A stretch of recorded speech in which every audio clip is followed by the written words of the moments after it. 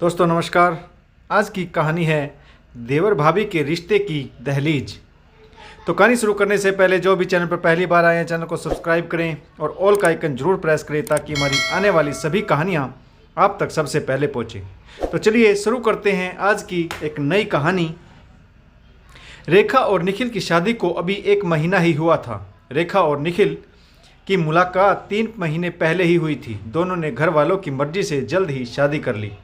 रेखा और निखिल की शादी बड़ी धूमधाम से हुई थी। रेखा शादी के बाद जब अपने ससुराल पहुंची तो ससुराल में सभी रिश्तेदारों से बहुत अनजान थी और रेखा का अभी तक ससुराल में किसी से भी परिचय नहीं हुआ था। रेखा अपनी शादी से बहुत खुश थी। ससुराल में आकर रेखा एक पल में तो खिली खिली और दूसरे ही पल घबरा जाती थी। रेखा के मन में कुछ अजीब सी उलझन थी। रेखा को अपनी ससुराल में नए परिवार और नए लोगों के साथ सामंजस्य बिठाने में कुछ कठिनाई उत्पन्न हो रही थी और साथ ही निखिल के साथ रेखा शादी करके आई थी, उसके साथ भी वह अनजान थी। ऐसे में रेखा को समझ ही नहीं आ रहा था कि वह किससे क्या बात करे और अपने मन की बातें किसके साथ साझा करके कुछ हल्का सा महसूस करे। रेखा की ससुराल में सास ससुर जी, जेठ जेठानी और एक छोटा देवर था जो सभी संयुक्त परिवार में रहते थे। रेखा के जेठ की शादी 4 साल पहले हो चुकी थी। उनका 2 साल का एक लड़का भी था। उसका नाम प्रणय था जिसको सभी प्यार से पिंकू कहते थे। रेखा का देवर रजत उसके पति निखिल से 4 साल छोटा था। रजत अभी कोई काम नहीं करता था। रजत सारा दिन घर पर ही रहता था और घर पर रहकर अपनी भाभीयों को परेशान भी करता था। रजत काम की तलाश में भी रहता था लेकिन अभी तक कोई काम नहीं मिला था। अभी रेखा सभी लोगों के नाम और रिश्ता समझने की कोशिश कर रही थी कि रेखा का देवर रजत आकर उसके पास में बैठ गया और पहले तो रजत कुछ इधर उधर की बातें करने लगा और फिर वह कभी रेखा के हाथ तो कभी पाँव पर टच कर देता था, जिससे पहले तो रेखा रजत की इन हरकतों को नज़रअंदाज कर रही थी क्योंकि रेखा को ऐसा लग रहा था कि उसे कोई तो मिला जो उससे बात कर रहा था। धीरे धीरे दिन बीत रहे थे और घर में शादी का माहौल ख़त्म सा हो गया और अब घर में सब कुछ सामान्य हो गया था। लेकिन एक बात थी जो सामान्य नहीं हुई थी और वह थी देवर रजत की हरकतें। अब तो रजत इधर उधर और कई बार तो गलत जगह पर भी टच करने लगा था। रेखा ने कई बार उसे अपनी हद में रहने की बात कही लेकिन रजत फिर माफ़ी मांग लेता और आगे से ऐसा नहीं करने की बात कहता। रेखा ने इस बारे में अपनी जेठानी से बात करने की सोची और उसने अपनी जेठानी से कहा कि रजत मेरे साथ गलत हरकतें करता है। इसके बाद रेखा की जेठानी ने बताया कि रजत तुमसे पहले मेरे साथ भी ऐसी ही हरकतें करता था। यह सब सुनकर रेखा के होश ही उड़ गए। उसने अपनी जेठानी से कहा कि दीदी आपने रजत की हरकतों को बर्दाश्त क्यों किया, इसका विरोध क्यों नहीं किया। रेखा की जेठानी ने बताया कि मैंने कई बार इस बारे में अपने पति को बताया था लेकिन उन्होंने मेरी बात अनसुनी कर दी थी। इसके बाद कई बार मैंने सासू माँ को भी बताया, वह भी रजत के बारे में कुछ भी सुनने को तैयार नहीं थी और उन्होंने कहा कि भाभी देवर के बीच हंसी मजाक तो चलता ही रहता है। सासू माँ ने उल्टा मुझे ही डांट दिया था और कहा कि तुम मेरे बेटे को देखकर जरा भी खुश नहीं हो। मैं तब से आज तक खुद ही अपने सम्मान को चुपचाप बचा रही हूँ और कोशिश करती हूँ कि रजत से कोई वास्ता ही ना पड़े और अगर पड़े भी तो समुचित दूरी रखती हूँ। इस बारे में रेखा ने भी अपने पति निखिल से अपने देवर रजत की हरकतों के बारे में बताकर कुछ उम्मीद की आशा कर रही थी। लेकिन निखिल ने भी अपने भाई की तरफदारी की और निखिल ने तो रजत को शरीफ और लाडला बताकर उसे फिर से मौका देने को कहा ताकि रेखा के मन में जो गलतफहमी है वो ठीक हो जाए। इस विषय पर अब रेखा को अपने पति निखिल से निराशा ही मिली।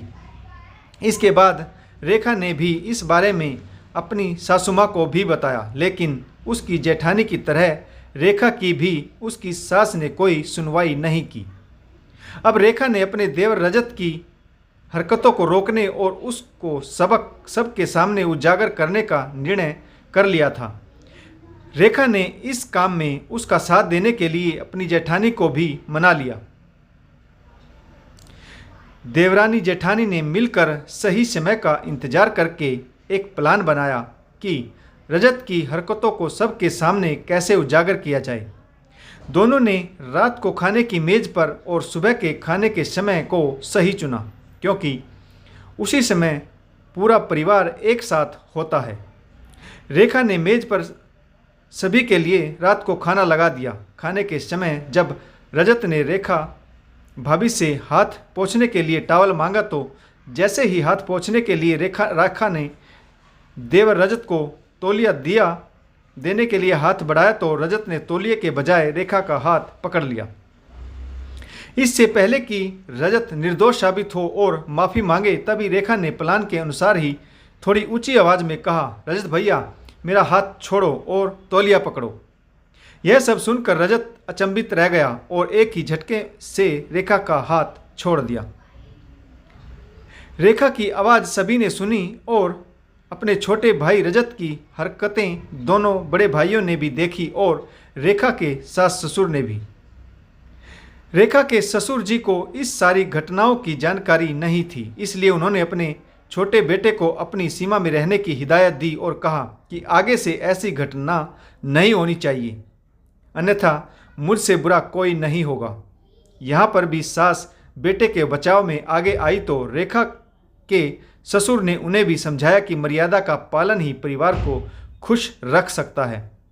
रेखा का देवर अपनी आदतों से लाचार था और रेखा के देवर रजत ने अगले दिन फिर अपनी हरकतों को दोहरा दिया।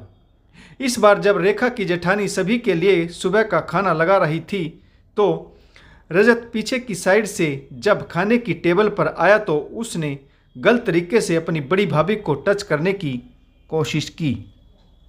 तो रेखा की जेठानी ने जोर से कहा, रजत ये क्या बदतमीजी है, थोड़ा दूर खड़े हो।